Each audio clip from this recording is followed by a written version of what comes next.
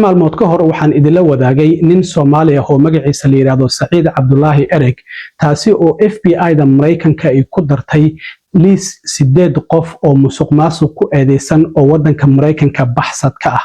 liiskaasi oo ah nuuciisa kii ugu horeeyay oo la soo saaro ayaa waxaa la duldhigay dadkaasi lacaga kala duwan waxayna ku eedeysnaayeen inay xadeen lacaga kala duwan oo malaayiin ilaa iyo balaayiin u dhaxeeya. marka waxaa ka mid ahaa nin Soomaali ah oo lagu magacaabo Saciid Cabdullaahi Ereg oo kiiskii Feeding Our Future ee ka dhacay gobolka Minnesota xilligii coronavirus-ka loogu talagalay cunto in la siiyo carruurta laakiin lacagtaasi la musuqmaasuqay ayuu ku eedeysnaa.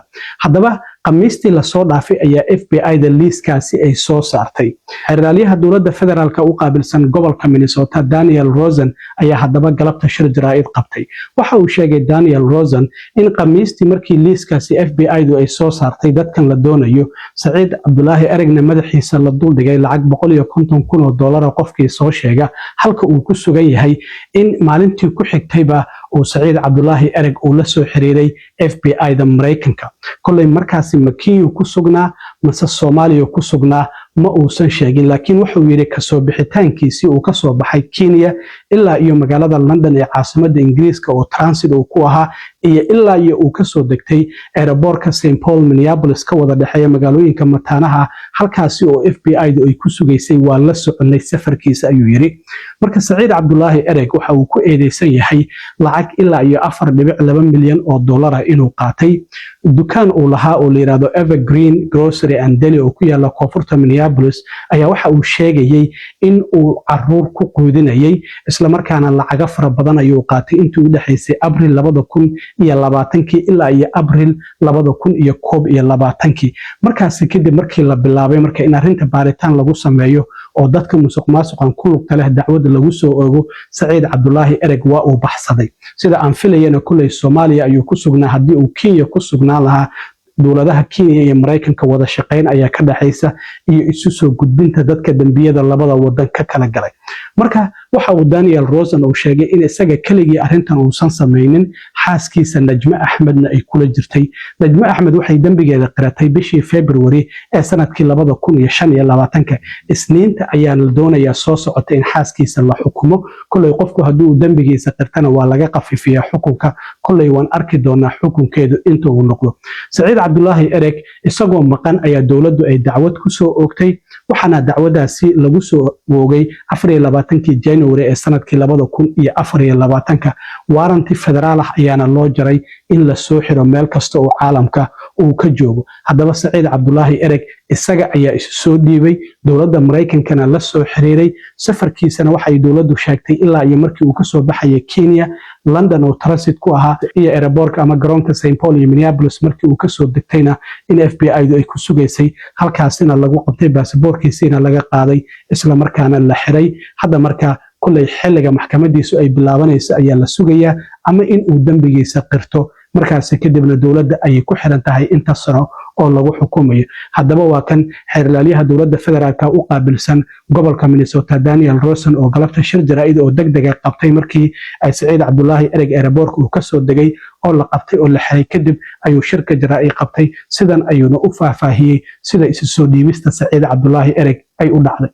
I'm pleased to announce that this hour, Saeed Abdullahi Ereg, one of the FBI's most wanted fugitive fraudsters, peaceably surrendered to federal law enforcement officers who were waiting when his plane from overseas landed at the Minneapolis-St. Paul International Airport. Last Thursday, Vice President Vance announced that Mr. Ereg was one of the most wanted, and the following day, Mr. Ereg communicated his intention to return to the United States. FBI and HSI facilitated his travel from Kenya via London to Minneapolis. Mr. Ereg was indicted on January 24, 2024, and was a fugitive from justice since then. He's charged with conspiracy to commit wire fraud, and with money laundering. He exploited the federal child nutrition program during the COVID-19 pandemic, and he stole money pretending to be someone who was feeding children in need. Mr. Ereg owned and operated the Evergreen Grocery and Deli in Minneapolis, a business that participated in the program under the sponsorship of the nonprofit organizations Feeding Our Future. Between April 2020 and April 2021, he submitted fraudulent reimbursement claims and received more than $4.2 million in federal funds. At times, he claimed that his grocery and deli served over 3,000 meals twice a day, 7 days a week. Mr. Erig didn't work alone. Mr. Erig's wife, Najma Ahmed, worked with him and received payroll funds directly from Feeding Our Future.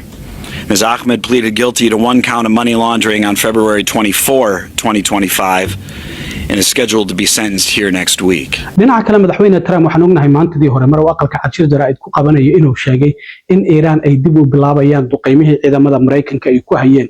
Haddaba wasiirka gaashaandhigga ama dagaalka Pete Hegseth ayaa isaguna shir jaraa'id waxa uu ku horqabtay xarunta saldhigga dhexe ee Mareykanku uu ku leeyahay magaalada Tampa ee gobolka Florida.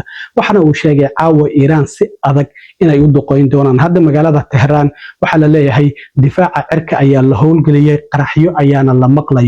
marka lama oga meelaha la duqeynaya laakiin dawladda Mareykanku sida Trump hadalkiisa laga dhadhansanayay markan waxay doonayaan inay duqeeyaan goobaha biyaha korontada iyo sidoo kale buundooyinka arintaasi oo dambiye dagaal ah in goobaha kaabayaasha dhaqaalaha ee wadan kale aad duqeyso arintaasi waa dambiye dagaal laakiin sida muuqata maadaama Iran hadda la xanuujin waayo waxa la doonayaa in goobahaasi laga xanuujiyo wasiirka dagaalka ama gaashaandhigga ee Mareykanka Pete Hegseth waxa uu yiri Iran haddii ay doonayso luqadda bamamka inaan ku wada hadalno si fiican ayaan u garanaynaa in lagu hadlo haddaba waa kan wasiirka dagaalka Pete Hegseth oo xarunta saldhigga dhexe Mareykanka uu ku leeyahay magaalada Tampa ee gobolka Florida horteeda kula hadlayay wariyaasha. And if we need to negotiate with bombs, we'll negotiate with bombs, and we're very good at it. Nobody better in the world.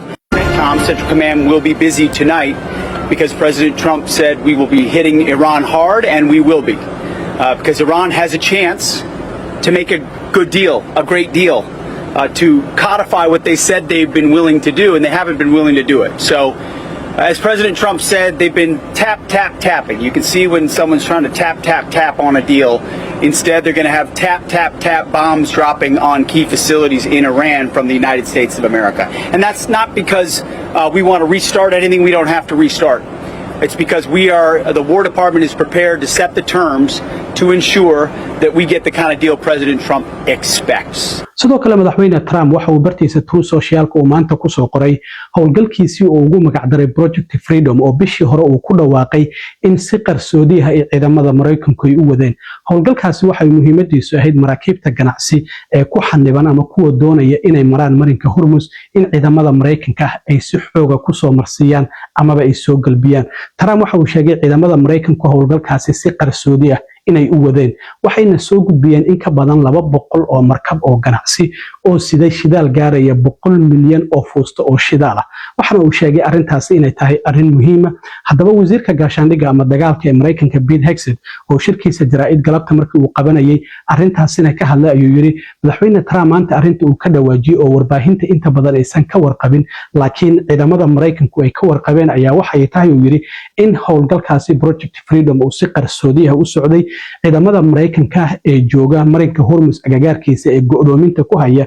Iran ay si qarsoodi ah maraakiibta ganacsiga ee shidaalka sida iyo kuwa waliba badeecadaha kale sida inay si qarsoodi ah ay ku soo marsiinayeen marinka Hormuz marka wuxuu yiri yaa maamula marka hadda marka la eego marinka Hormuz inaga ayaa maamulna ayuu yiri oo dawladda Iran maba maamusho waxaan arki doonaa dawladda Iran haddaba arrimahaas waxay ka tiraado waxana uu sheegay in ciidamadoodii badda kuwoodii cirka iyo gantaaladoodii difaacaba ay baabi'iyeen sidaas darteed hadda marinka Hormuz waxa maamusho ayuu leeyahay dawladda Mareykanka iyo ciidamada Mareykanka ayaa maamula waa kan mar kale Pete Hegseth oo arintaasi ka hadlay.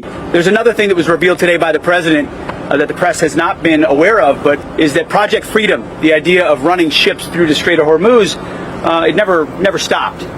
It just went underground. And so there's some things the public knows and some things the public doesn't know.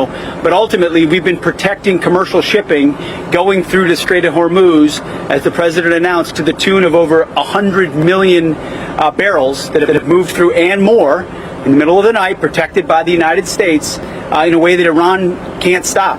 They can't see it and they can't stop it. So answer me this. If our blockade is ironclad, which it is, we just disabled another tanker attempting to leave just yesterday. Our blockade has stopped almost 140 ships attempting to navigate in or out to Iranian ports. So if our blockade is ironclad, which it is, and we're able to move commercial shipping in and out of the Strait of Hormuz, who controls the Strait of Hormuz? And President Trump said it, and he's right. The United States of America controls the Strait of Hormuz. We're able to bring oil in and out and other things with partners, and have done so now for weeks and weeks in ways the Iranians don't want to acknowledge.